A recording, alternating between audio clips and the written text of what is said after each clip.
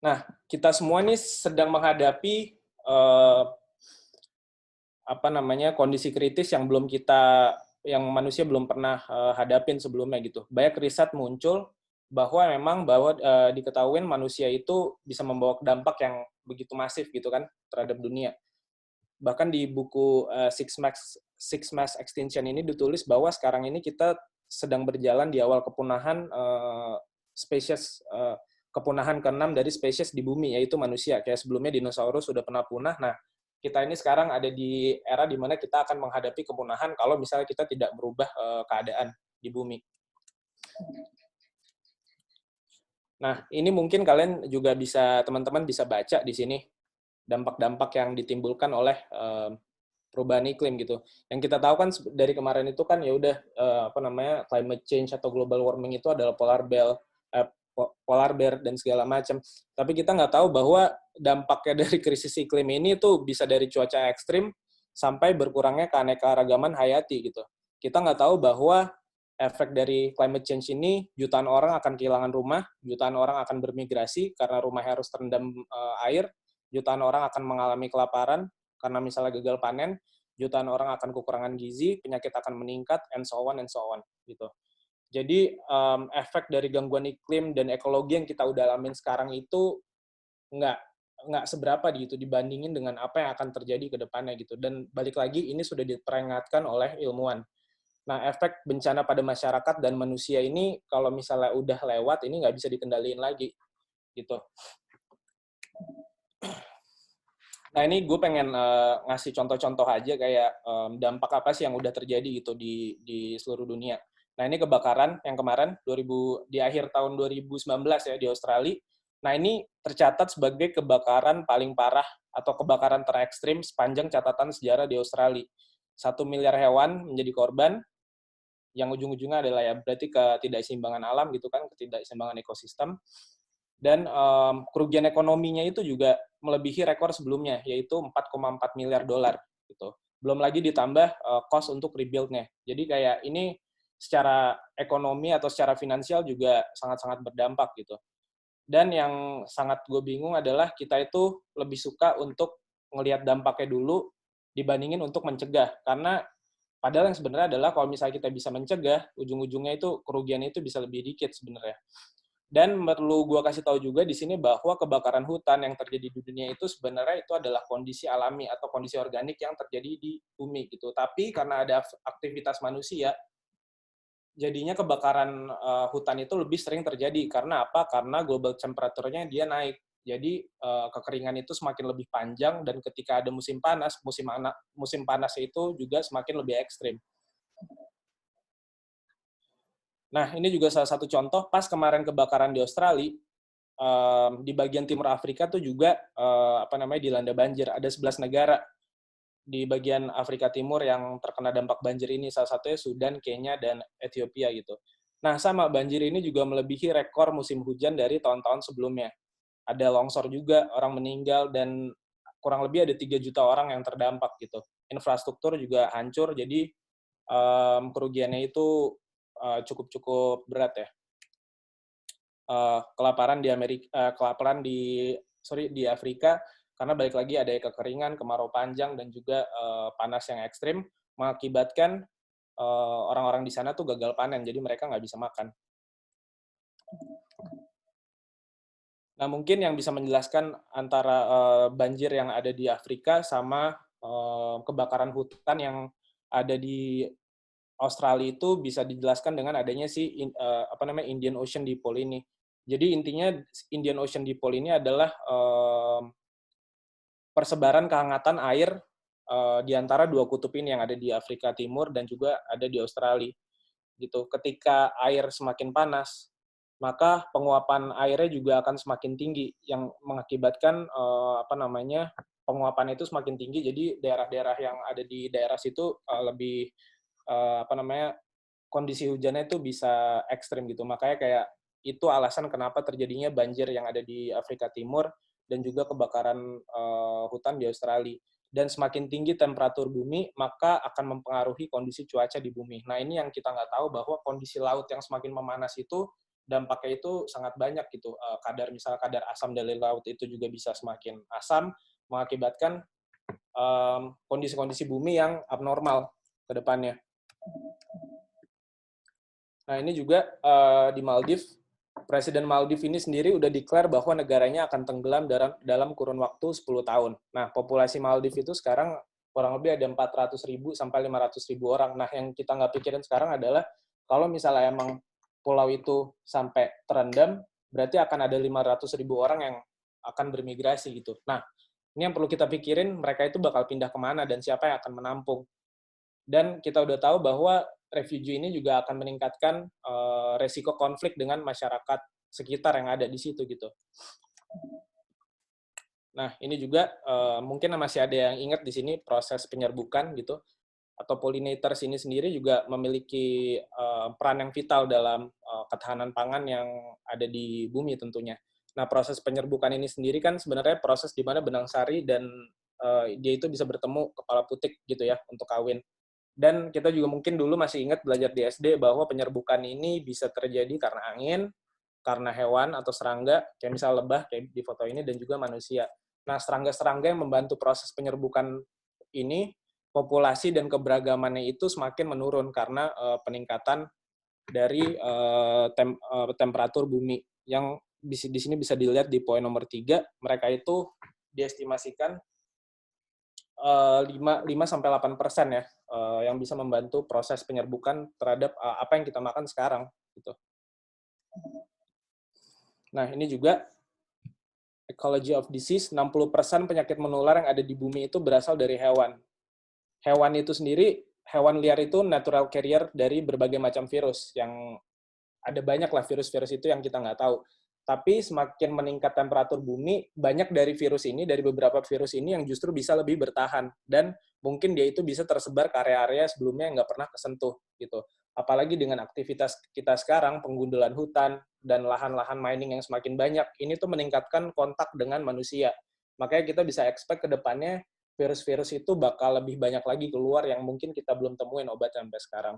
Jadi ya hewan keluar dari habitat aslinya, akhirnya makin banyak virus yang bakal keluar juga. Dan sekarang kita mungkin bisa tahu bahwa ternyata dampak dari krisis iklim ini bisa mempengaruhi virus-virus ke depannya. Ini juga salah satu contoh yang cukup mengkhawatirkan juga di 2014 kemarin di Afrika, virus Ebola. Nah, ternyata ada hubungan antara kondisi iklim dan juga virus gitu kan, bisa menjelaskan di slide ini. Jadi karena kondisi iklim yang sudah lumayan ngaco gitu, mengakibatkan hujan itu makin banyak. Nah, makin banyak hujan, maka lebih banyak buah yang dimakan oleh kelelawar. Nah, makin banyak buah yang dimakan oleh kelelawar, nah kelelawar ini jadinya itu beresiko banget mereka untuk ketemu primata. Dan contoh naasnya di sini adalah primata itu dimakan sama orang-orang di Afrika. Karena apa? Pemerintahnya itu tidak bisa memenuhi pangan di sana. Jadinya mau nggak mau untuk bisa ngisi shortage itu mereka itu harus ngisi perut mereka dengan makanan-makanan yang bisa mereka ambil dari hutan. Nah, ini juga akan meningkatkan resiko penyebaran virus gitu ke depannya. Nah, ini yang cukup menarik juga. Kita selalu ngira bahwa yang terjadi di Syria itu adalah konflik agama dan politik. Nah, tapi faktanya adalah sebelum terjadi perang besar pertanian, sebelum terjadi perang besar, di Syria itu pertaniannya itu gagal 75% akibat kekeringan ekstrim. Nah, tadi kita udah pelajarin dikit bahwa kekeringan ekstrim ini juga terjadi karena adanya efek dari climate change gitu. Nah, mungkin ini bisa sedikit menjelaskan tentang gimana sih sebenarnya prosesnya. Nah, pemanasan, kayak misalnya dari awal gitu ya, pemanasan global ini diakibatkan oleh gas emisi yang diproduksi sama manusia. Yang akibatnya itu adalah perubahan iklim. Nah, perubahan iklim ini ya salah satu dampak aja dari pemanasan global, dan gue nggak tahu deh, ada beberapa dampak-dampak lain yang mungkin diakibatkan oleh pemanasan global. Tapi yang perlu manusia sekarang coba untuk solve itu adalah prioritas paling tinggi itu adalah di perubahan iklim, karena iklim ini sendiri itu memiliki peran yang vital dalam hajat hidup orang banyak lah, dalam hajat hidup manusia dan juga semua makhluk hidup yang ada di bumi. Nah, ini salah dua contohnya aja misalnya ada panas ekstrim dan juga hujan ekstrim. Kayak misalnya panas ekstrim itu akibatnya apa? Bisa terjadi kebakaran hutan yang udah terjadi sekarang, kekeringan juga udah telah terjadi sekarang. Nah, kebakaran hutan ini sendiri dampaknya balik lagi positif peningkatan karbon gitu. Jadi dengan kebakarnya pohon-pohon atau hutan ini juga akan menyumbangkan karbon lebih banyak lagi ke bumi yang akhirnya adalah dampaknya temperatur bumi juga akan semakin memanas gitu. Terus peningkatan resiko penyakit dan juga gangguan pernafasan udah pasti karena polusi dari kebakaran hutan itu dan juga hilangnya keberagaman hayati. Kekeringan akibatnya apa? Ada gagal panen, kematian hewan ternak, dan juga krisis pangan dan air. Kalau misalnya dari hujan ekstrim itu ada banjir di daerah pesisir, udah juga terjadi sekarang, kayak misalnya kemarin di Indo, di tahun ini, orang-orang jadi kehilangan tempat tinggal, bertambahnya pengungsi dan juga pencari suaka, dan juga mereka itu harus migrasi. Nah, ini yang kita nggak tahu bahwa perubahan iklim ini bisa mengakibatkan semuanya itu bisa berujung ke kelaparan massal. Orang-orang nggak bisa makan karena apa? Makanan yang harusnya bisa kita tumbuhin itu nggak bisa tumbuh karena adanya kekeringan dan juga panas yang ekstrim dan juga kita kekurangan air. Kalau misalnya orang-orang udah lapar, udah pasti peningkatan resiko perang dan kerusuhan itu semakin tinggi. Nah, ini yang paling dikhawatirkan ini kalau misalnya udah ada yang pernah nonton Mad Max, mungkin itu akan menjadi dunia kita ke depannya gitu. Nah, kalau di Indonesia nih apa aja sih yang udah terjadi? Nah, ini gue coba jelasin. Udah pasti ya kemarin banjir kemarin karena adanya penurunan muka tanah dan juga jangan lupa adanya peningkatan permukaan laut yang bikin banjir. Nah, banjir yang sebelumnya datang itu 5 tahun sekali, tapi sekarang ini ya bisa jadi ya setahun sekali dan kayak misalnya kemarin itu berkali-kali dalam waktu 1 bulan. Nah, kalau misalnya yang di contoh di kiri ini climate apartheid, yang contohnya ini intinya adalah kayak pengkastaan lah, pas kayak misalnya zaman Belanda, di mana ada kasta dari orang Belanda dan juga orang Cina dan juga orang pribumi. Nah, orang pribumi ini yang di kasta terbawah ini selalu menjadi orang pertama yang selalu jadi korban. Kayak misalnya orang-orang yang privilege itu ya bisa aja mereka misalnya pergi ke hotel atau misalnya rumahnya ditinggiin, tapi orang-orang yang mungkin nggak privilege, mereka yang nggak bisa kemana-mana dan mereka harus kehilangan pekerjaan mereka dan mereka nggak bisa makan gitu. That's why climate change itu juga tentang social justice gitu. Nah, ini juga climate conflict juga udah terjadi pas kemarin di ini daerah Bekasi ya kalau nggak salah, daerah Cakung. Nah, climate conflict kayak gini tuh juga udah terjadi loh kemarin pas banjir dan kedepannya ini diprediksi akan lebih sering lagi terjadi gitu. Dan yang dikhawatirkan adalah ya jangan sampai ada perang gitu karena orang mesti rebutan makan atau misalnya rebutan minum.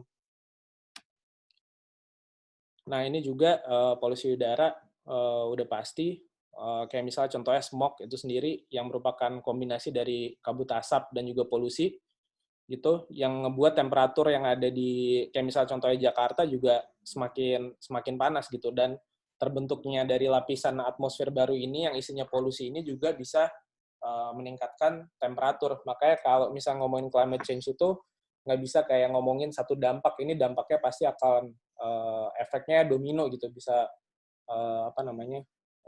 berdampak ke banyak hal lain.